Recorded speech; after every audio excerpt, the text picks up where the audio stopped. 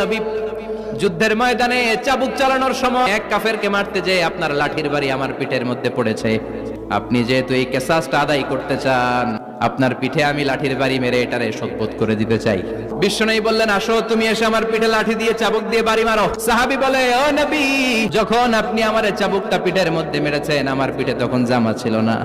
আপনি যদি যথা নিয়মে কিসাসটা আদায় করতে চান, আপনার জামাটা খুলেন, খালি পিঠের মধ্যে বাড়িটা মারেন।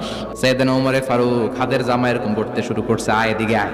বিশ্বনবী বললেন, ও ওমর থামো, মারতে দাও। বিশ্বনবী উনার জুব্বাটা উপরের দিকে উঠালেন, পিঠের মধ্যে বাড়ি দেওয়ার জন্য ওই সাহাবীকে ডাকলেন। ওই সাহাবী বিশ্বনবীকে পিছন দিক থেকে জড়িয়ে ধরে ওই মোহরে নবুয়তের মধ্যে চুমু দিয়ে ফেলেছে। সাহাবী বললেন, নবী গো, এই নাটক করার জন্য আপনি আমারে মাফ করে দিয়েন।